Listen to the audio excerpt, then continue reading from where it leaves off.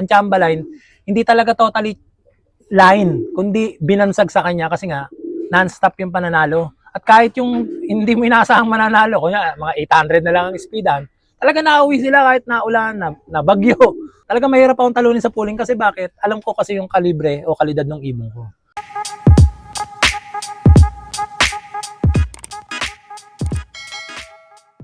Magandang hapon. Ako nga pala si Michael B. Habok, aka Chamberlain. Nandito kayo ngayon sa loop ko, sa Chamberlain Loop o mas kilala bilang Katuab Loop. Yun. Siyempre, bago ulit natin simulan tong video to, yan, sir, maraming salamat po sa pag-unlock na makapag-loop visit sa'yo. Yun, sir, pwedeng mai-loop door mo ulit kami dito sa loop mo. Wala namang halos na bago dito sa loop ko. Ito lang yung mga, ngayon.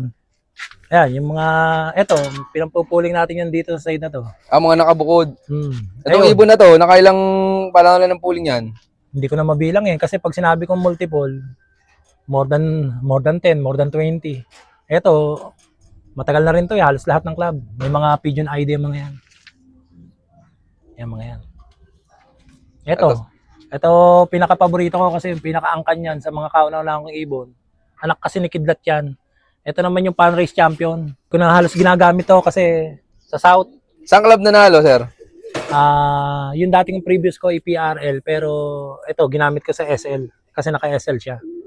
Nanalo rin sa yung pan race 1 niya sa PRL yon dito sa amin local club dito. Tapos ito mga pumapasok din kay Apra. Ginagamit ko na itong last SDR. Ngayon kaya ako masyadong sira-sira na Hindi ko na ginagamit ngayon. Ito ngayong active na ginagamit ko yun nandito sa side. Ito yung mananalo ngayon ng pooling. Ito naman ganun din to. Saka itong isang to. Kilala to bilang last achievement na ito ay sa Tawid. Dalawang Marinduque kasabay ito ng ibon mo.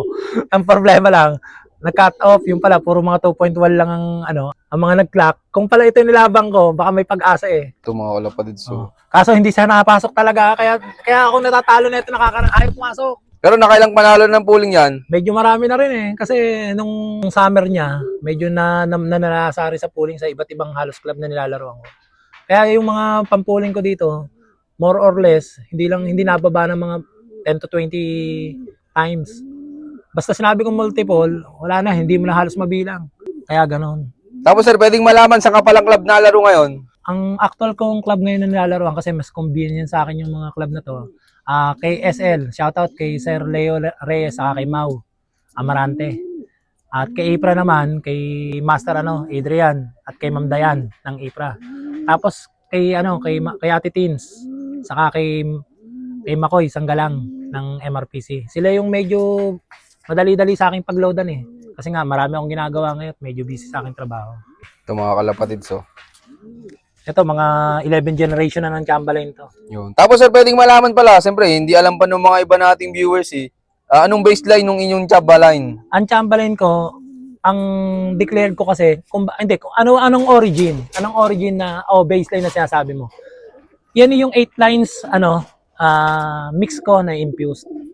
Kasi hindi ko na rin masabi yung iba-ibang dahil napakaraming dokumento Pero yung 8 lines kasi yun yung binuo ko para mauna yung Chamberlain. Kasi nga, ang Chamberlain, hindi talaga totally line, kundi binansag sa kanya kasi nga, non-stop yung pananalo. At kahit yung hindi mo inaasahang mananalo, kunya mga 800 na lang ang speedan, talaga nauwi sila kahit naulan, na bagyo.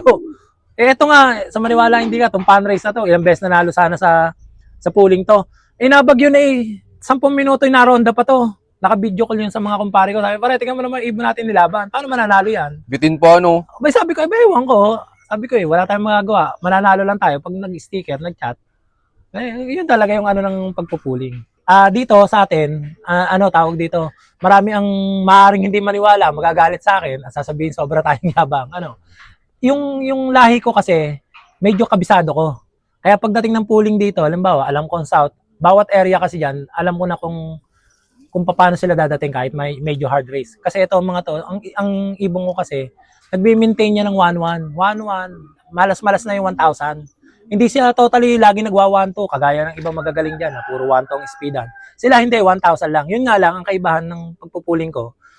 Sa simula, nandun na yung pangalan ko, kahit third place ako. Sa katapusan, baka ako na yung number 1. Pero sila, wala na. Doon marami nagagalit sa akin kasi nga, iniisip nila, parang naloloko lang to kasi kumbaga, sinabi ko dati doon sa una kong vlog sa'yo, siguro mga magto 2 years na siguro yon, na hindi ako matatalo. Sa pooling lang naman yon. Talaga mahirap akong talunin sa pooling kasi bakit? Alam ko kasi yung kalibre o kalidad ng ibon ko. Kahit na sabihin nating mababagal to, hindi tayo kasing bilis ng mga iba nating mga kaibigan, mga nakakalaban na sa karera, hindi man tayo nagwawanto. Pero ingat sila kasi consistent ang liparan ng ibon dito. Medyo kahit pa paano, pag talaga nag-smash, yun, 800, 900. Pero uuwi, magka-clock. Yun lang naman ang labanan Hindi naman sa lahat ng pagkakataon puro tayo bilis Kailangan medyo consistent din, Ito, merong ngayon, to. May pasingsing ako ngayon dito. So, Ito si kilala rin to, dati mo na rin to na i-vlog. Ito pala si Slow. slow. Ba't naman slow na ibansag mo dito, sir? Napakabagal na ito pero hindi naikot to. Rekta to. Pagdating, chubok na agad. Hindi yun. Pati sa track, hindi naikot to. Kasi mabagal to sa liparan. Pero diretso. Ito yung ibon ko na hindi ko maintindihan kung bakit ganito itong nangyari. Kasi itong ibon na to, mapabagyo, mapanaulan. Siguro ito, megit 100 na siguro na ipanalo natin sa pooling kasi matagal-tagal ko na itong gamit Ang dami na ang training naman natin ngayon umaabot tayo ng 26, 27. Basta 20 below. Sa 1 to 20, automatic 1 to 20, papasok na ako dyan. Ngayon, as of now, yung aking development ng paglalaro ngayon sa iba-ibang club, siguro may training na ako ng mga mahigit 10. Sabihin natin mga 12, kunwari, mga 12 sa iba-ibang club. Siguro naipanalo ko doon, 10 na hindi ibig sabihin, kung dadagdagan pa training, malay mo, manalo ulit tayo. Di ba? Nakarami na pala yun, kahit na maliliit yung ating mga kasabi nga nila, may mga ibang mga basher natin na hindi naman natin inaasahan, sabi nila, kaya daw tayo nananalo kasi kakaunti kalaban. Ako kasi ang konsepto ko sa paglalaro ng pag-iibon, wala kasi akong pinipiling kalaban dahil ang kalaban, sa tingin mo ba may kalaban tayong mahina ngayon? Yung pinakamahina na sinasabi nyo, iisa kalaban ko, baka yun isa sa pinakamagagaling dito. Hindi sa amin sa Los Baños, although mapa south, mapa north, hirap kami. Sa totoo lang kasi malalim yung area. Bukod doon, papalibutan kami ng ulan. Imagine mo, yung kagaya tingnan mo yung side na yun. Naulan doon sa side na yun. Paano ko norte? Ayun Di ba? Paano ko norte? Di patay na kami. Bago pa makarating dito ang ibon.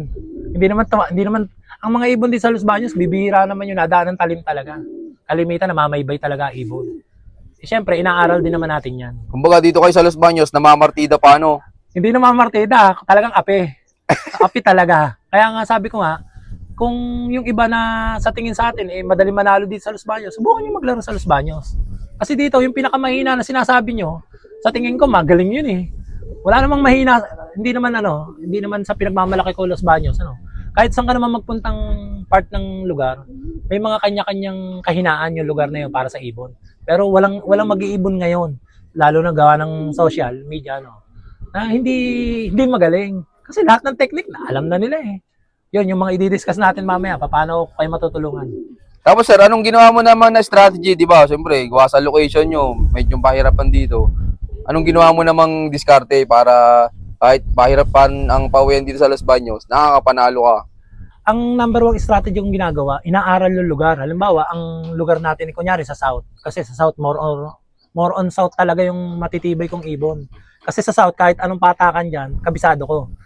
Nung nangyaring summer, medyo inaral natin kung saan talaga dumadaan ang ibon. Kasi nga, medyo halos nahihirapan na talaga tayong manalo. Kasi ang titibay talaga ng mga kalaban Lalo na sa parting Kalambato, San Pedro, matibay dyan. Hirap na hirap tayong manalo dyan. Kasi nga, dahil talo tayo sa, dumadaan sa San Pablo yung daan. Yung ating kasi hindi daanan. Ang nadaan dito sa part ng lugar na to, kalimitan Maynila.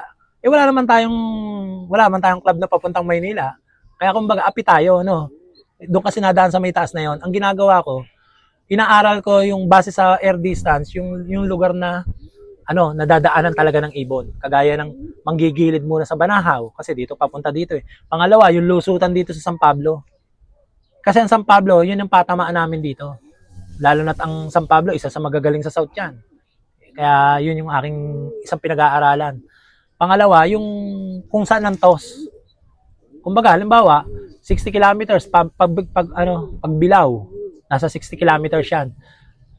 Titignan ko sa air distance kung ano yung mga tatamaan ko. Kumbaga, kahit makapag-toss lang ako ng 30 to 40 o more or less sa Riyaya. Kung kaya dun, dun ako magtotos.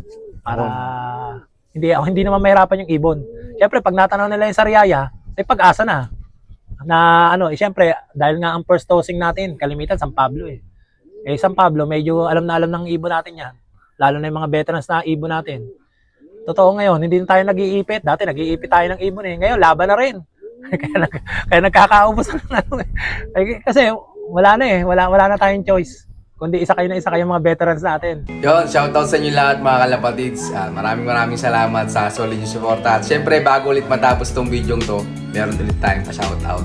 Shoutout kay Sky Miracle Love from Saudi Arabia. Yan, ingat po dyan, sir. Shoutout din kay Harina Love ng Mexico, Pampanga. Yan, shoutout sa mga pigeon panser dyan sa Pampanga.